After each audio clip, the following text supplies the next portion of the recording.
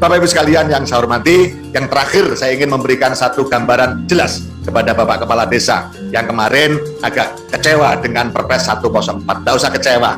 Perpres 104, 40% BLT itu hanya berjalan 1 tahun ini. Kalau COVID selesai, kita akan kembali normal. Karena apa?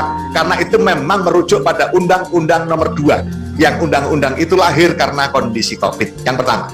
Yang kedua, Bapak Kepala Desa nggak usah ragu-ragu, banyak yang khawatir. Kalau kita dipaksakan 40%, padahal warga desa miskin di desa kami tidak sampai membutuhkan anggaran sampai 40% dana desa. Kalau nanti saya paksakan, saya akan kena masalah hukum. Tidak akan ada masalah hukum. Yang penting tuntaskan masalah kemiskinan di desa yang betul-betul sesuai dengan data yang ada. Kalau toh tidak sampai 40%, ya udah pakai saja yang ada itu.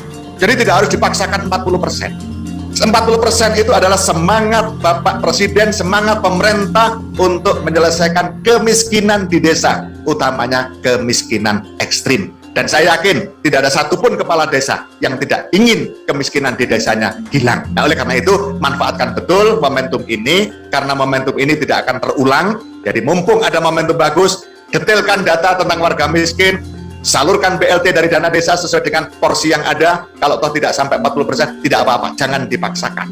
Nah, itulah makanya bagi kami Perpres 104 tidak ada masalah apa-apa. Sementara yang 60% masih diberikan ruang yang cukup.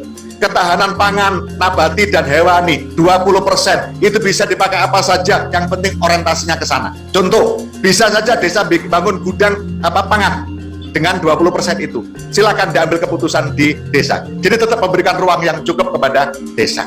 Sementara yang 8% sudah pengalaman kemarin. Nyatanya desa yang 8%-nya tidak terpakai karena desanya sehat, tidak ada COVID, menjadi normal kembali. Nah, itu artinya Bapak Ibu sekalian, para kepala desa, kebijakan Perpres 104 adalah betul-betul kebijakan yang berpihak kepada kepentingan rakyat, warga masyarakat desa, utamanya warga masyarakat desa yang miskin, utamanya yang miskin ekstrim.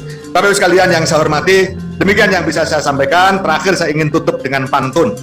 Bulan puasa penuh dengan rahmat, setiap hari membawa nikmat. Untuk warga desa Geni Langit, saya ucapkan selamat. Sudah punya BUMDes harus semangat.